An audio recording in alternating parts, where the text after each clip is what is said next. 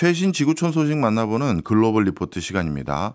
한국경제신문의 한경제 기자 나오셨습니다. 어서 오세요. 반갑습니다. 야, 첫 번째 소식은 좀 우울한데요. 저 이번 주 날씨가 점점 더워지길래 올해도 한여름은 진짜 덥겠구나 했는데 올 여름 아이스크림 가격이 앞으로 더 비싸질 수밖에 없다. 이건 무슨 소린가요? 네, 저도 아이스크림을 정말 좋아해서 냉동실에 쟁여놓고 사는 사람인데요. 예. 그 아이스크림을 제조할 때 사용되는 여러 원재료가 있잖아요. 그중에 하나의 복병이 숨어 있더라고요. 예. 바로 코코넛 오일입니다. 이 코코넛 오일 가격이 14년 만에 사상 최고치를 기록했다고 합니다. 거의 대부분의 아이스크림에 코코넛 오일이 들어갑니까? 왜냐하면 코코넛 맛이 느껴지진 다는 아니던데. 네, 맞아요. 업계 종사자가 아니면 사실 쉽게 생각하지 못하는 포인트인데요. 아이스크림에 코코넛 오일이 들어간다고 합니다. 이게 예. 외국에서 생산되는 아이스크림도 그렇고 또 제가 국내 빙과업계를 취재해봤더니 우리나라에서도 야자유라는 이름으로 해서 많이들 들어간다고 해요. 그러면 코코넛 오일이 대체 무슨 기능이 있길래 이렇게 아이스크림에 들어가냐? 맛을 낸다기보다는 아이스크림의 형태를 잘 유지해주는 성분이 된다고 합니다. 그 코코넛 오일이 녹는 점이 굉장히 높아요. 24도 정도거든요. 이 말은 실온에서도 고체 상태로 있을 수 있다라는 말이죠. 그 아이스크림이 쉽게 녹지 않게 도와주고요. 또 냉동 상태에서도 그 부드러운 식감을 살려주는 역할을 한다고 합니다. 그렇다고 해서 맛에 영향을 주지는 않으니까 아이스크림의 모양을 잡기에는 정말 최적의 재료인 거죠. 네. 그래서 아이스크림에 왜 초콜릿 코팅을 살짝 입힌 제품들 있잖아요. 예. 뭐 유니레버의 매그넘이나 우리나라에서 볼 수 있는 제품으로는 하겐다즈의 스틱바, 뭐 롯데의 티코 이런 류인데 이 제품들에는 특히 더 중요하다고 합니다. 왜냐하면 바깥에 그 초콜릿이 녹지 않으려면 안에 있는 아이스크림이 계속 차가운 상태를 유지를 해야 되는데 그렇게 하려면 코코넛 오일을 함유시킴으로써 그 아이스크림이 쉽게 녹지 않게 하는 그러한 장치로 작동을 한다고 해요. 그렇군요. 정말 중요한 거였군요. 네. 그리고 코코넛 오일이 또 최근에 비건 아이스크림 많이 늘어났잖아요. 이 비건 아이스크림을 만들 때에도 꼭 필요하다고 하는데 우유를 대체할 수 있는 몇 안 되는 성분이라고 해요. 이렇게 아이스크림의 필수 원재료인 코코넛 오일 가격이 이미 많이 상승했다 보니까 올여름에 아이스크림 가격이 많이 오르는 게 아니냐 이런 분석이 나오는 겁니다. 네. 그럼 코코넛 오일 가격이 지금은 얼마 정도 되나요? 그 코코넛 오일이 주로 생산되는 지역이 동남아시아예요. 그래서 동남아시아에서 유럽으로 배송되는 그 코코넛 오일 도매 가격을 살펴봤더니 최근에 톤당 2,700달러를 돌파했더라고요. 이게 가격이 감이 잘 오지 않으실 수 있으니까 가격 상승률로 말씀드리면 올해 들어서만 40% 정도 올랐고요. 또 2011년에 기록한 전고점 2,300달러도 훌쩍 넘겼습니다. 이야, 정말 가파르게 올랐다 생각이 딱 드는데 특히 올해 이렇게 많이 오른 이유가 뭡니까? 이유가 여러 가지가 꼽히는데 공급의 문제도 있고 수요의 문제도 있었어요. 공급은 줄어드는데 수요는 늘어나고 있는 상황입니다. 그 코코넛 오일은 말 그대로 코코넛을 압착해서 기름을 짜내서 만드는 재료인데요. 작년에 이상기후 때문에 이 코코넛들이 잘 자라지 못했다고 합니다. 그 전 세계 코코넛 오일의 대다수 한 75% 정도가 필리핀이나 인도네시아에서 생산되는데 이 동남아시아 지역에 엘니뇨가 찾아왔어요. 그래서 코코넛이 잘 자라려면 두 가지 요건이 필요하거든요. 햇빛이 풍부해야 하고 또 비도 규칙적으로 내려줘야 돼요. 그런데 엘니뇨가 발생하다 보니까 이 강수 패턴이 굉장히 불규칙해진 거죠. 그래서 블룸버그 통신에 따르면 올해 코코넛 오일 생산량이 전년 대비로 한 10% 정도 줄어든다는 예측이 있고요. 이러다 보니까 코코넛 오일 가격은 더 오를 여지가 많은 거죠. 네. 그러면 수요 측면에서는 어떻냐? 아까 앞서 말씀드린 아이스크림도 있지만 초콜릿 업계가 코코넛 오일을 굉장히 많이 사용하기 시작했다고 합니다. 그 작년에 기억하실지 모르겠는데 코코아 가격이 굉장히 많이 올랐어요. 그래서 초콜릿 업계는 고민을 한 거죠. 아니 이렇게 비싼 원재료를 쓰면 당연히 마진에 타격이 있을 텐데 우리가 대체할 원료는 없을까를 궁리하다가 코코넛 오일의 함유량을 좀 더 높이면 맛을 좀 비슷하게 맞출 수가 있구나. 요거를 깨닫고 이제 비싼 재료를 최대한 덜 쓰기 위해서 코코넛 오일을 사용하기 시작합니다. 그리고 코코넛 오일이 먹거리뿐만이 아니라 에너지원으로도 쓰이거든요. 아, 에너지로도요? 네, 우리가 흔히 말하는 바이오 디젤류로 쓰입니다. 예. 아까 제가 필리핀에서 굉장히 많이 생산된다고 말씀드렸잖아요. 예. 필리핀 정부가 이제 일부 디젤에 코코넛 오일을 혼합하도록 의무화했는데 이 함량 목표치가 굉장히 빠른 속도로 높아지고 있어요.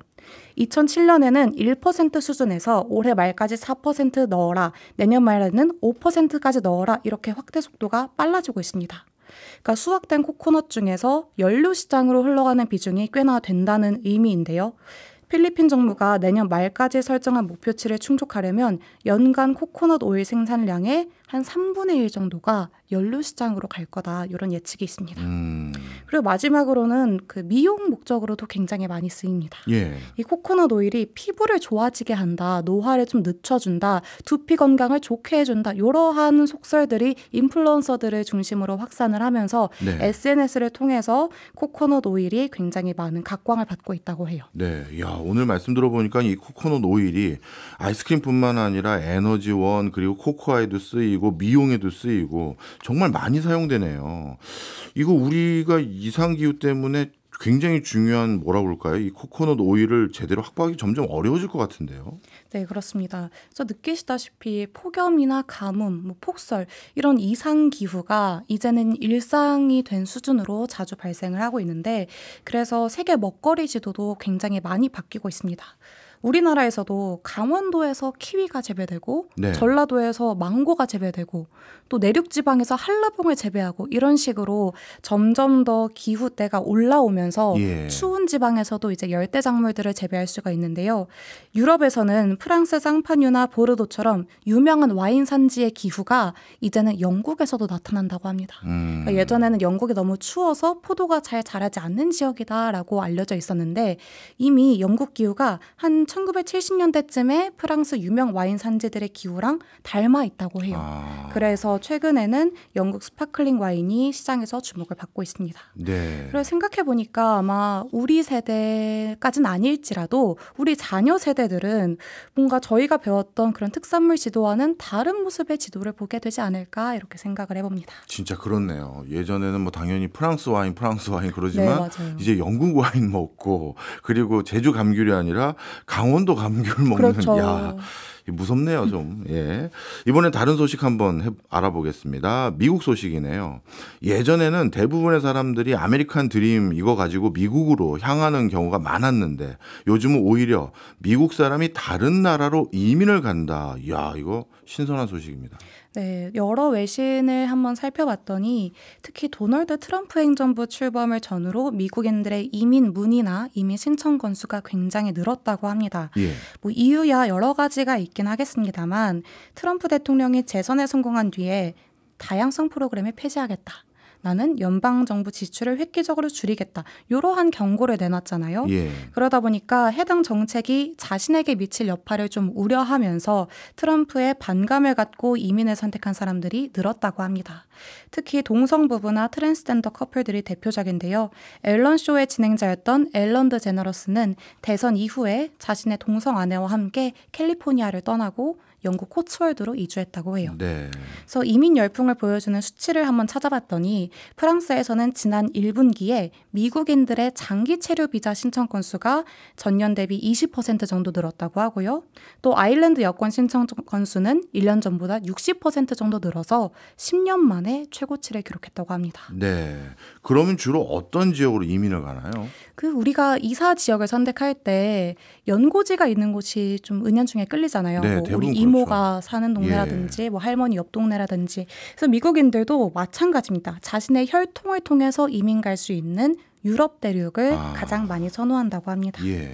그래서 이탈리아나 포르투갈의 경우에는 자신의 조상이 그 해당국 사람이라는 것을 입증할 수 있는 경우에 그 혈통 베이스의 시민권을 부여한다고 해요. 그리고 투자 이민도 방법이 될 수 있겠죠. 부동산에 일정 금액 이상을 투자하고 일정 요건을 맞추면 시민권을 발급받을 수가 있는 겁니다. 뭐 가까운 캐나다로 이민을 가거나 뉴질랜드 아니면 카리브해 인근의 국가들로도 많이 이동하는 모습이 보입니다. 네. 만약에 아예 거주지를 옮기는 게 좀 부담스럽다라고 한다면 이제 몸은 해외에 있고 일은 미국 회사에서 소속돼서 일을 하는 이런 디지털 노마드 비자를 통해서 원격으로 일을 할 수도 있고요. 그러면 외국인이 미국에서 시민권을 따기가 굉장히 어렵잖아요, 일반적으로. 그럼 반대로 미국인이 이제는 다른 나라로 시민권 따로 가는 거니까 네. 이거는 그럼 상대적으로 쉽습니까? 과거에는 상대적으로 쉽다는 평가가 많았습니다만 예. 최근에는 유럽을 중심으로 좀 빗장을 걸어 잠그는 분위기입니다. 그래요? 장벽을 좀 세우는 건데요. 그러다 보니까 당연히 미국인들의 반발도 이어지고 또 아쉬운 소리도 많이 나오고 있습니다. 이탈리아 정부의 최근 정책을 한번 말씀드릴게요. 이탈리아 정부가 최근에 시민권 신청 자격을 한층 타이트하게 제한을 했거든요. 예. 어떻게 제한했느냐? 부모나 조부모가 이탈리아 출신이면 시민권을 주겠다. 그리고 이탈리아어 능력 시험을 통과해야 한다. 이런 조건도 추가했습니다. 네. 그러면 기존엔 얼마나 느슨했길래 라는 생각이 드실 수 있잖아요. 1861년 이후에 이탈리아에 거주한 시민의 직계 후손이면 시민권을 받을 수 있었다고 합니다. 근데 1861년, 지금부터 164년 전이란 말이죠. 예. 그러니까 그들의 직계 후손이라고 해도 그 수가 너무 늘어나다 보니까 제한을 걸기 시작한 겁니다. 예. 그래서 기존 제도대로라면 8천만 명이 시민권을 신청할 수 있었다고 해요. 그러니까 이 수준이면 전하 교수님도 한번 거슬러 올라가 봤을 때 혹시 모를 이탈리아 조상이 있을 수 있잖아요. 예. 그러다 보니까 이제 이탈리아에서는 이 모든 사람들을 심사하고 또 신청 건수를 받아서 뭐 합부를 가리는 이런 행정적인 낭비가 너무 심하다, 피로도가 심하다 이러한 이유에서 이제 부모와 조부모까지로만 제한을 했습니다. 예. 또 영국은 배우자 비자나 학생 비자의 동반자 제한 이런 이민 규제를 강화했고요.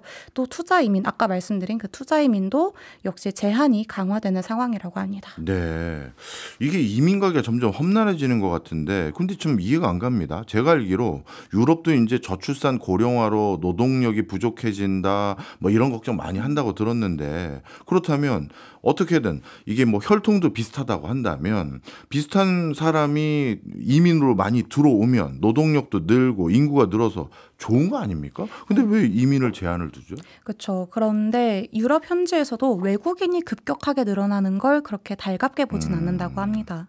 특히 대도시는 이미 많은 관광객들로 인해서 현지 거주민들의 피로도가 굉장히 높아진 상황이에요. 왜냐하면 관광객들이 많이 오다 보니까 생활 물가가 올랐고요. 또 많은 집들이 숙박업소로 사용되다 보니까 자신의 그 거주 비용도 좀 더 늘어났다고 합니다. 네. 그렇기 때문에 사람이 몰려오는 건 더 싫은 거죠. 그래서 스페인이나 포르투갈 같이 그 관광지로 유명한 국가에서는 부유한 외국인을 대상으로 발급했던 투자 이민, 골든 비자를 폐지했습니다. 예. 그래서 당시에 골든 비자 폐지를 앞두고 이런 일도 있었다고 해요. 스페인 부동산에 전화를 한 미국인이 걸어서 저 집 안 봐도 되니까 일단 계약부터 할게요. 매수부터 할게요. 이렇게 집을 최대한 빨리 선점하려는 움직임도 있었다고 합니다. 네. 근데 재밌는 건 아까 말씀드렸다시피 그 양질의 노동력이 공급되면 사회 전체적으로 좋은 거잖아요. 예. 그래서 이 와중에 유럽으로부터 환영받는 사람들도 있습니다. 예. 바로 과학 인재들인데요. 아시다시피 미국은 세계 과학 연구의 중심이자 선도 국가잖아요. 이걸 부정할 수 있는 사람은 없을 거예요.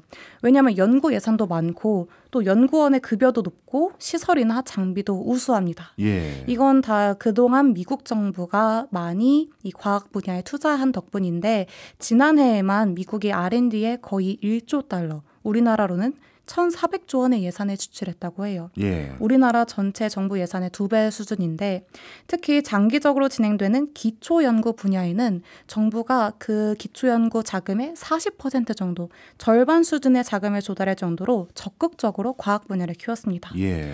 그런데 트럼프 행정부가 들어서면서 이제 각종 연구 예산을 삭감했고 또 공공연구소를 해체합니다. 예. 그러다 보니까 그곳에서 근무하던 그런 과학 인재들의 유출이 시작되는 거죠. 그렇겠네요.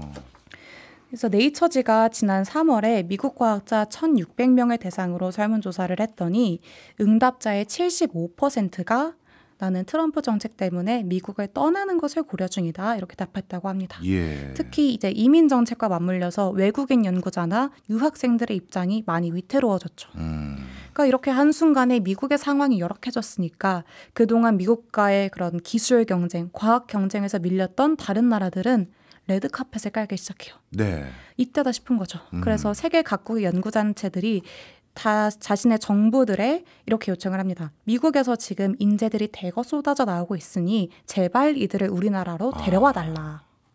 그래서 유럽연합이 최근에 유럽 과학 컨퍼런스에서 유럽을 선택하세요라는 제목의 과학 연구 지원책을 발표했어요. 그래서 2027년까지 연구 지원 예산으로 5억 유로를 투입하고 또 유럽으로 이주한 연구자에게는 보조금을 더 많이 주겠다 이렇게 약속을 했습니다. 네. 그래서 개별 국가들 프랑스, 영국, 스페인도 정부가 나서서 과학자들을 데려오려고 하고 있다고 합니다. 이야, 정말 예상치 못한 흐름들이 요즘 전개되고 있었네요. 그런데 그럼 트럼프 1기 때도 그때도 미국인들이 미국을 많이 떠났나요? 저도 그 부분이 궁금해서 이게 과연 트럼프의 문제인가를 봤더니 재밌더라고요. 누가 당선되든 불만은 항상 있었던 것 같습니다. 워싱턴 포스트에 따르면 2004년 조지 부시가 재선에 성공했을 때, 그리고 2016년 트럼프 대통령이 당선됐을 때, 2020년 조 바이든 대통령이 당선됐을 때 모두 캐나다 이민에 대한 구글 검색 관심도가 급증했다고 해요. 그러니까 평소에는 이렇게 평이한 수준을 유지하던 그 관심도가 대선의 전후로 이렇게 튀어 올랐다는 거죠. 근데 물론 그 급증한 수치, 튀어 오른 정도는 트럼프 1기 때가 가장 높았습니다. 당선 전에 비해서 2배 정도 튀어오른 것으로 파악이 되고요. 그리고 지난 11월 대선이 끝난 뒤에는 캐나다 이민 검색량이 400% 증가했다고 해요. 그러니까 뭐 이게 트럼프만의 문제다라고 볼 수는 없겠지만 그 강도는 트럼프 행정부 때가 굉장히 심하다라고 정리할 수 있겠습니다. 그렇겠네요. 그래서 이민을 가고 싶어도 사실 이민을 실행에 옮기기는 굉장히 어렵다고 생각을 해요. 왜냐하면 사람들은 자기 터전을 떠나기가 쉽지가 않으니까요. 그런데 트럼프 2기 행정부가 발표하는 수많은 정책들을 보면 실제로 미국에 거주할 유인을 없애고 있는 게 아닌가 하는 생각이 듭니다. 그래서 누군가에게는 미국이 기회가 사라진 땅이 되어버린 거죠. 그렇겠네요. 이것도 진짜 미국이 다 이민 가려고 하는 나라인 줄 알았더니 그렇지 않았다. 이것도 참 신선합니다. 오늘 하나만 더 보겠습니다. 최근 미국 부채 얘기 계속 나오고 있는데 미국 정부가 적자를 내는 의외의 원인이 발견됐다고요? 네, 그렇습니다. 먼저 그 미국의 부채 상황에 대해서 간단하게 설명을 드리자면 국제 신용평가회사 무디스라는 회사가 있어요. 이 회사가 지난 16일 미국의 국가 신용 등급을 한 단계 낮췄습니다. 그러니까 등급을 최고 등급에서 한 단계 낮춘 것인데 이렇게 낮춘 게 108년 만이었다고 해요. 그러니까 무디스가 지목한 건 무엇이었냐? 미국이 나라 빚이 너무 많다. 연방 정부의 부채가 너무 많다는 것을 콕 집어 지적을 했습니다. 지난 10년 정도 동안 미국의 나라 빚이 계속 증가했고 반면에 재정 수입은 감소했다는 거죠. 현재 미국 국가 부채는 얼마냐? 36조 달러. 우리 돈으로 얼마예요? 5경원. 제가 이거를 기사를 쓰느라고 제목에 이제 5에다가 몇 경원을 표시해야 되니까 0을 몇 개를 붙일까를 검색해서 이제 확인할 정도로 사실 잘 와닿지 않는 숫자이긴 했었어요. 근데 특히 2016년부터 사회보장제도와 의료 서비스 등에 들어가는 비용이 빠르게 늘었고요. 또 코로나 팬데믹이 있었죠.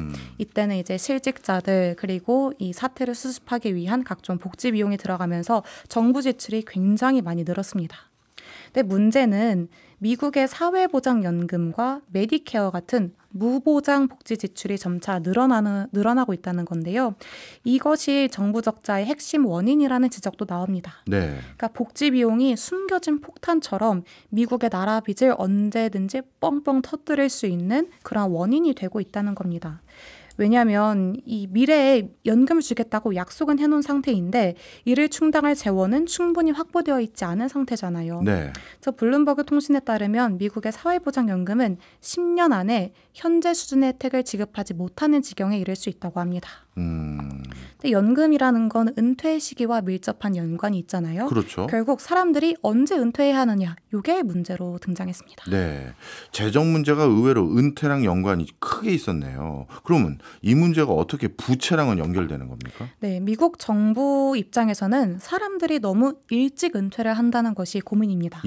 현재 미국에서는 만 62세부터 조기 은퇴가 가능하거든요. 그런데 미국인의 3분의 1 이상, 여성의 경우에는 40% 가까이가 정부가 이 만 62세에 은퇴를 결정한다고 합니다. 그러니까 평균 수명은 점점 늘어나서 90세까지 지금 육박하고 있는데 예. 그보다 30여 년 앞선 62세에 은퇴를 한다. 이런 정부 입장에서는 연금을 지급해야 되는 기간이 늘어난다는 것이고 네. 사회보장제정도 빨리빨리 고갈되는 거겠죠. 네, 미국인들이 은퇴를 일찍 하려는 이유 뭐 우리랑 비슷한 겁니까? 아니면 남다른 이유가 있나요? 비슷하다고 봅니다. 네. 그러니까 물론 제가 남은 여생 동안 써야 되는 돈을 충분히 벌어서 자발적으로 은퇴를 하면 얼마나 좋겠습니까? 라는 그 이상적인 은퇴는 거의 없고요. 외부 환경에 의한 은퇴가 대부분입니다. 그러니까 건강이 나빠졌다거나 희망퇴직을 권유받았다거나 뭐 해고를 당했다거나 아니면 다른 가족을 돌봐야 해서 어쩔 수 없이 일을 그만둘 수도 있고요. 그래서 이렇게 조기 은퇴를 결정한 사람들은 자신이 받을 연금액을 줄이면서까지 은퇴를 선택해요. 그래서 연금을 100% 다 받으려면 67세에 은퇴를 해야 되는데 네. 5년 정도 일찍 은퇴하는 대신에 30% 정도 적은 연금액을 받는 걸 선택한다고 합니다. 이야, 생활비 빠듯할 것 같은데요. 네, 연금으로 생활비를 모두 충당할 수 있는 것도 아니에요. 예. 2023년 조사에 따르면 미국 은퇴자의 60%는 나의 사회보장연금이 나의 주요 소득원이다라고 얘기하긴 했습니다만 예. 아직 은퇴하지 않은 사람 중에 나는 사회보장제도 연금만으로 은퇴 생활이 가능하다고 응답한 사람은 34%에 그쳤다고 해요. 그래서 평균 소득을 가진 사람이 지난해 기준 65세에 은퇴했을 경우에 사회보장연금은 과거 소득의 약 40% 정도만을 대체했다고 합니다. 네. 예전보다 수입이 절반 이하로 떨어지는 거죠. 그렇네요. 이거 뭐 은퇴를 막기도 쉽지 않아 보이고 그렇다고 고갈되는 재정을 두고 볼 수만도 없고 야, 이거 미국 정부 어떡하죠? 굉장히 난감한 상황이겠죠. 그래서 조기 은퇴 연령을 점진적으로 좀 늦춰보자, 높여보자 이런 안이 나오긴 합니다. 네. 그러니까 향후 10년 동안 차츰차츰 65세 정도로 조기 은퇴 연령을 높이고 또 평균 수명에 따라서 이 은퇴 연령을 연동시키면 사회보장제도 부족분을 최대 50%까지 줄일 수 있다 이런 분석도 있는데요. 또 이제 고소득자의 경우에 소득에 추가적인 급여세를 부과를 해서 재정 적자를 일부 해결해보자는 주장도 있습니다. 네. 그리고 만약에 정말 피치 못할 사정으로 건강이 악화돼서 은퇴를 한 사람이라면 차라리 이 사람들을 따로 모아서 장애연금 프로그램을 지원하자 이런 입장도 있습니다.